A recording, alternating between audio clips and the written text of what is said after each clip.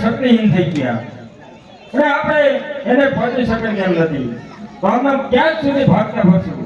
અરે બરોબર છે, આનો પણ રસ્તો કોઈ કાઢવો પડશે. કેમ ઇન્દ્રદેવ?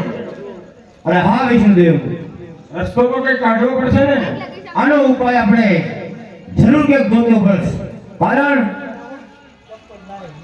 કે ઉપાય નહીં ગોતવી તો જાણવું મળશે નહીં. અરે કહો ભોળાનાથ, તમે જ કહો શું આનો ઉપાય કરશો? અરે તમે જ કહો આનો ઉપાય શું કરશો?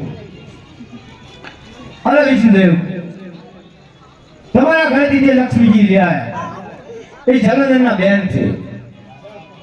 અરે હા ઇન્દ્રદેવ, એ વાત તમારી સાચી છે. જલંધરનું મોત જે રીતનું છે એ તમે એમને જાણવા માંગો. અરે હા, એ વાત તમે બરોબર કરી, કારણ કે મારા ઘરેથી જે લક્ષ્મીજી રહ્યા એ જાલંધરની બોન છે. એ ગમે એમ કરી એનું મોત કેવી રીતનું છે એ જાણીને આવશે અને આપણને કહે છે. હા બરોબર છે.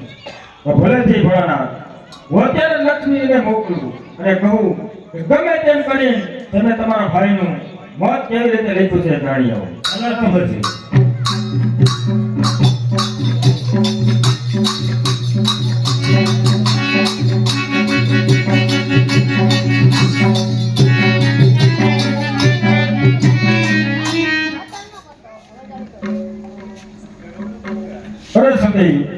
અરે હા પ્રભુ, અત્યારે તમે જાઓ તમારા ભાઈ પાસે જાલંધર પાસે અને જાઓ અને જઈને કહો કે એનું મોત કઈ રીતે છે.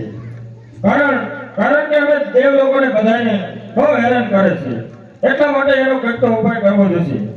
અરે પ્રભુ, મારા ભાઈનું મોતનું કારણ હું કઈ રીતે જાઉં? મારાથી નહીં થાય એ પ્રભુ. અરે લક્ષ્મીજી, તો જાઓ તમે અત્યારે વૈકુંઠ છોડી તમારા ભાઈના ઘરે ચાલ્યા જાઓ, અને મારે તમારી કાંઈ જરૂર નથી. અરે પ્રભુ, તમે આટલી જીદ કરો છો તો હું જરૂર જાઉં છું. અરે ભલેથી, તો જાઓ, જઈને જાણીને જલ્દી આવજો પાછા.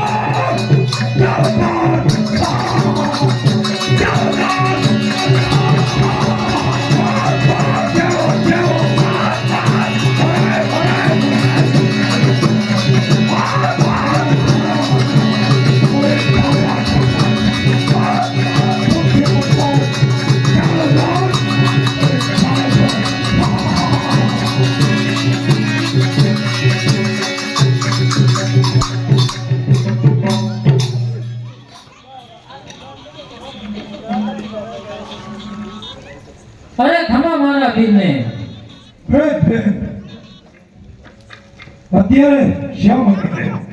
અરે મારા વીરા, તમે આ દેવો સામે યુદ્ધ કરો છો એટલા માટે મને બહુ ચિંતા થાય છે.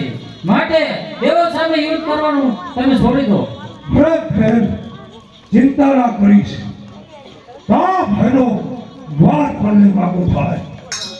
અરે હા વીરા, તમે કહો છો એ વાત સાચી છે, તો મને નિરાશ થાય એવી તમે વાત કરો કે તમારું મૃત્યુ કેવી રીતે છે, તો જ મને શાંતિ થાય છે.